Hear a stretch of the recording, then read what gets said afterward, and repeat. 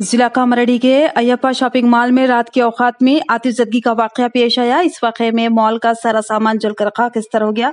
Fire अमले की मदद से आग पर काबू पाया गया। पुलिस मसरूफ है तहकीकात।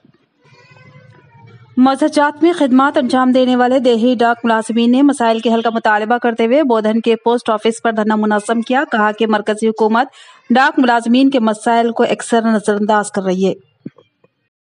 ఏ ఉద్యోగంలో చూసుకున్నా కానీ ప్రతి ఉద్యోగికి మినిమం కనిపించాల్సింది ఆరోగ్య బీమా కుటుంబానికి. అటువంటిది జీడీఎస్ వ్యవస్థలో అసలు ఆరోగ్య బీమా అనేదే లేదు. మేము చాలా మందికి టాటా ఏఐజీ అనేసి ఐపీవీతో ఒప్పందం చేసుకొని కొన్ని వందల మందికి మన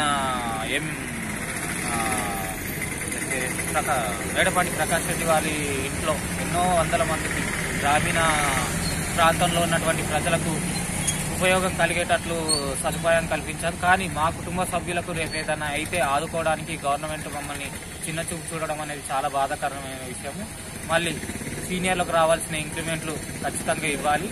ఈ రాష్ట్ర ప్రభుత్వం కూడా పట్టించుకోవాలి. అట్లాగే గౌరవనీయులైనటువంటి కేంద్ర మంత్రి అశ్విని వైష్ణవ్ గారు కూడా లోక్సభలో ఈ విషయాన్ని లేవనెత్తారు. చాలా సంతోషం. కాకపోతే మాకు రావాల్సినటువంటి కనీసమైనటువంటి 8 గంటల పని కల్పిస్తూ మమ్మల్ని రెగ్యులైజ్ చేసి మాకు ఆరోగ్య బీమాను కల్పించి మా 5 లక్షలు గ్రాట్యుటీని అలవెన్స్ని మాకు ఇవ్వాల్సిందిగా కోరుతున్నాం.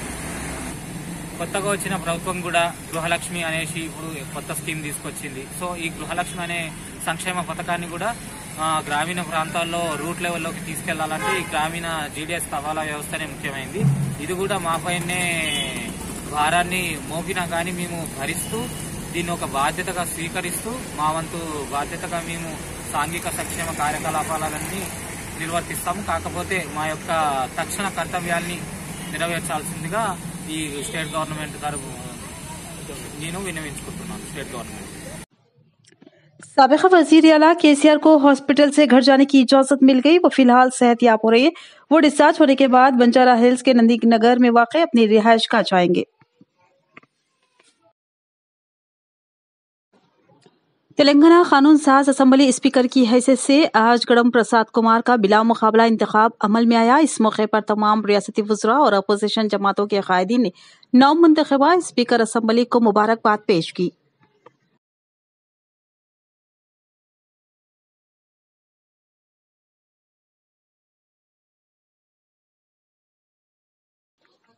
आदिलाबाद के रिम्स मेडिकल कॉलेज के तलबा पर नामालूम अफराद का हमला। जूनियर डॉक्टर्स का शदीद एहतजाज। पुलिस ने 3 खातियों को गिरफ्तार किया।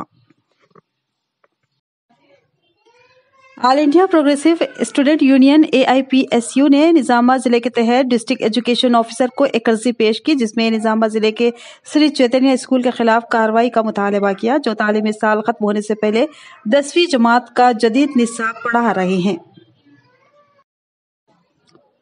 BRS के कारगुजार सदर व साबिक वजीर KTR ने इल्जाम लगाया कि कांग्रेस पार्टी ने 6 जमानतें देकर अवाम को धोखा दिया। कांग्रेस का असल खेल तो अब शुरू होगा, क्योंकि कांग्रेस ने वादों से कबल रियासत की आमदनी का तखमीना नहीं लगाया। अब आमदनी का तखमीना लगाया जा रहा है। मल्लू भट्टी विक्रमार्का ने डिप्टी CM की हैसियत से अपने ओहदे का आज जायजा हासिल कर लिया। आज उन्होंने सेक्रेटेरिएट में अपने चैम्बर में वैदिक स्कॉलर्स के नारों के दरमियान अपना चार्ज संभाला।